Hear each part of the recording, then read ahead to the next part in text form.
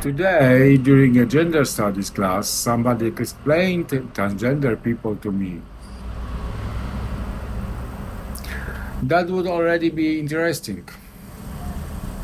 But then they called transgender women gay men and described being transgender as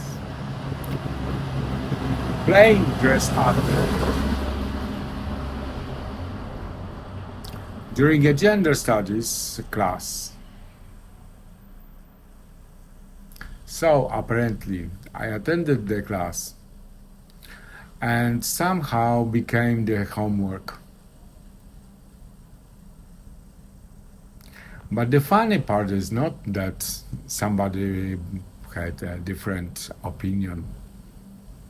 The funny part is that they were debating something without understanding what they were debating.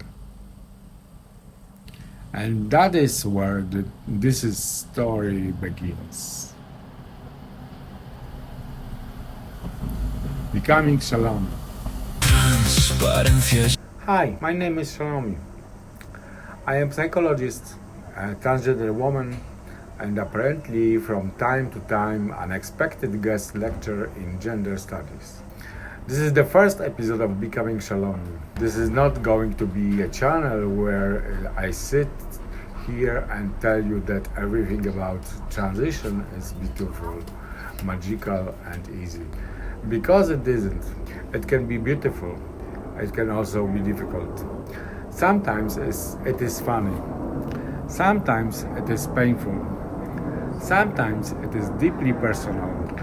And sometimes you walk into a classroom and discover that people have very strong opinions about your life, while confusing almost every basic concept connected to it. So today I want to tell you what's happened, but I also want to explain why this conversation matters. Because this is not only about one person in one classroom. It is about something much bigger. How do people become strongly opposed to something they do not understand? And what happens when stereotypes become more powerful than reality? The discussion was originally about something else. Then somehow the subject moved toward transgender people. And at one point, transgender women were being described as gay men. That was the moment when I opened my mouth. I said, please don't call me gay. And I want to be very clear about something. I didn't say that because I think being gay is bad. I don't. And there is absolutely nothing wrong with being gay. But I am not gay. And I don't want somebody else to decide my identity for me. That should not be controversial. If somebody calls you something you are not, you are allowed to correct them. That is not aggression. That is not intolerance. That is simply saying, no, you have misunderstood me.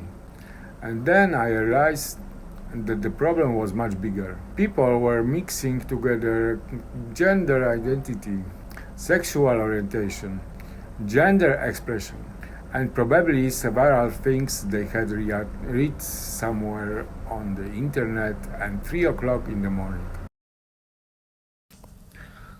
So let us separate them, because they are not the same thing. Here is a very simple way to understand it. There are 3 different questions. The first question is, who are you? That is gender identity. Are you a woman, a man, non-binary? How do you understand yourself? The second question is, how do you express yourself?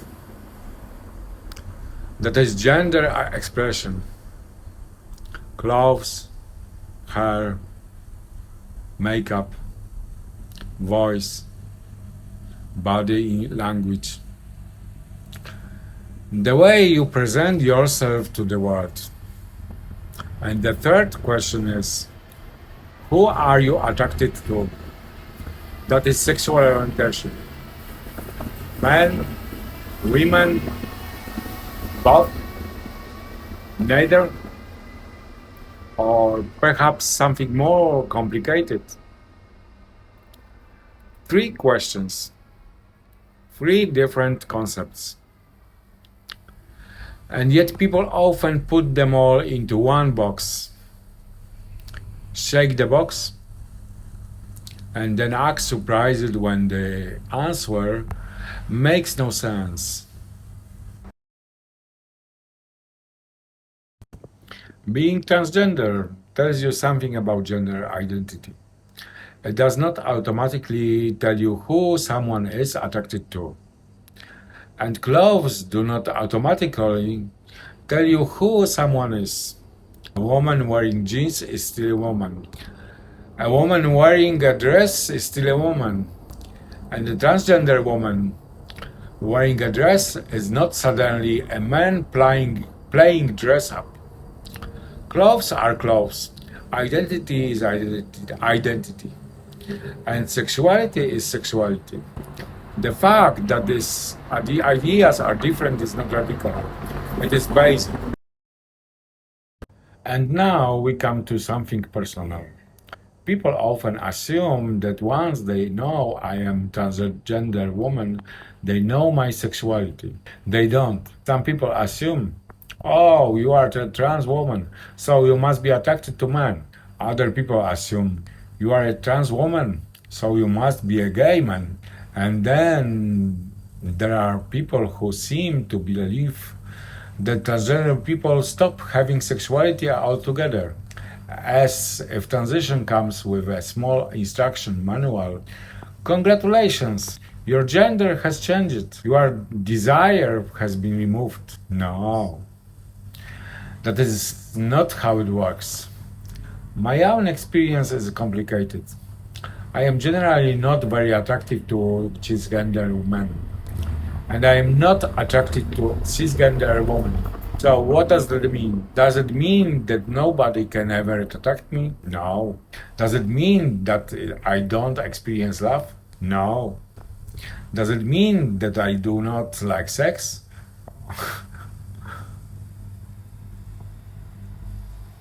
Absolutely not. I like sex very much. I just don't think I owe the internet a complete technical presentation about it in the first episode. Maybe we should survive episode 1 first. But the serious point is this. Human attraction is more complex than the categories people try to force us into. My experience is mine. It does not represent every transgender person. But that is exactly the point. There is no single transgender personality, no single transgender sexuality, no single transgender story. We are individuals, and being transgender does not turn us into one identical group of people with one identical life. Then came the phrase that really stayed with me. Somebody described me being transgender as playing dress up. And I thought, really? That is your explanation? After decades of medical research, psychology, personal experience, social reality, the final conclusion is people like different clothes. That is a very efficient theory. Unfortunately, it explains almost nothing. Because if being transgender were only about clothes, why would people spend years questioning themselves? Why would they go through therapy? Why would they take hormones? Why would they risk rejection? Why would they lose relationships? Why would they expose themselves to discrimination? Why would they accept being discussed, judged, and analyzed by complete strangers? Nobody goes through all of this simply because they enjoy a dress. And by the way, lots of cisgender men wear dresses. Lots of cisgender women do not. So even the clothing argument collapses almost immediately. But the deeper problem is this. When somebody calls transition playing dress up, they reduce a complex human experience to a costume. And the costume is something you can take off. Identity is not. This is where gender dysphoria enters the conversation. And I want to be careful here. Not every transgender person experiences dysphoria in the same way. Not every transgender person has the same story. Not every transgender person transitions in the same way. There is no single template. But gender dysphoria is not a fashion trend. It is not a costume. And it is not simply wanting to look like somebody else. It can involve significant distress connected to the mismatch between a person's experienced gender, their body, or the way other people see and treat them. Imagine being constantly described as somebody you don't experience yourself to be. Imagine hearing the wrong words used about you again and again. Imagine looking in the mirror and feeling disconnected from what you see. Imagine carrying the conflict for years. This is not dress up, and transition is not necessarily about becoming somebody else. For many people, it is about finally being able to living as themselves, not creating a new person, allowing a hidden person to exist openly. And not that does not mean transition solves every problem. I wish it did. It does not magically remove loneliness. It does not solve financial problems. It does not guarantee acceptance. It does not make life easy. But sometimes it makes life more honest. And that matters. Now I want to say something important. I do not blame people simply because they do not know something. Nobody knows everything. There is nothing wrong with saying, I don't know. There is nothing wrong with asking, can you explain this to me? That is how learning begins. The problem starts when somebody knows very little but speaks with absolutely certainty. When ignorance puts on a suit, walks into the room, and introduces itself as expertise. That is the problem.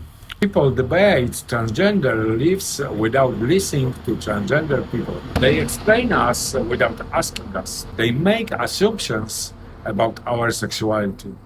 They decide what our identity means. They tell us what transition is. And sometimes they do all of this while misunderstanding the most basic words. That is not informed debate. That is confidence without knowledge. And confidence can be very convincing, especially when somebody speaks loudly. But speaking loudly does not turn a stereotype into a fact.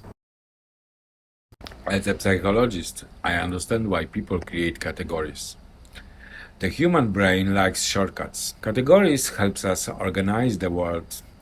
But categories can become stereotypes, and stereotypes can stop us from seeing individuals. Instead of seeing a person, we see an idea.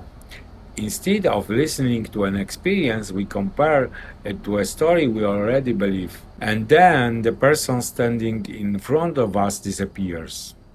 That is what happens when someone sees a transgender woman and immediately thinks, oh, guy man, costume, pretending, trend. Those are not facts, they are assumptions. And assumptions become dangerous when people stop questioning them. The strange thing is that people have thousands of opinions about transgender people, but very few simply ask, what is your experience? What does transition mean to you? What have you been through? What do you need? Instead, they debate us, analyze us, judge us, explain us, sometimes without ever listening. And perhaps listening is where the conversation should begin.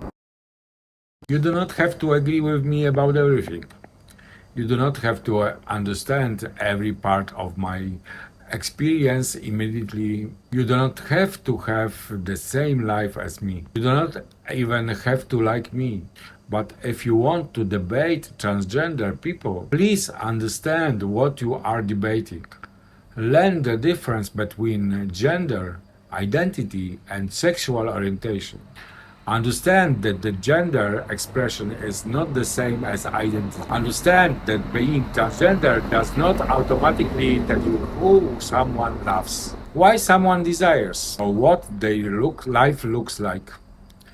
Ask questions, listen, read, learn, and then, if you disagree, we can have a real conversation. A conversation based on the facts, not stereotypes, not fear, not assumptions. Reality. Because disagreement is not the greatest problem. The greatest problem is being absolutely certain about something you have never tried to understand. And if you are going to debate somebody's life, the least you can do is understand what you are debating. Thank you for watching me in the first episode of Becoming Shalomi. This is not going to be the last conversation, as in the next episode I want to talk about something much more personal. Why did I begin my transition at 53? Why did I wait so long? Was I afraid? Was I hiding? Was I trying to become somebody else? Or was I trying to survive as somebody I was never meant to be? And perhaps the real question is not, why did you transition so late? Perhaps the real question is, why did you have to wait so long?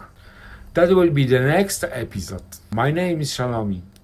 This is Becoming Shalomi, and this is only the beginning.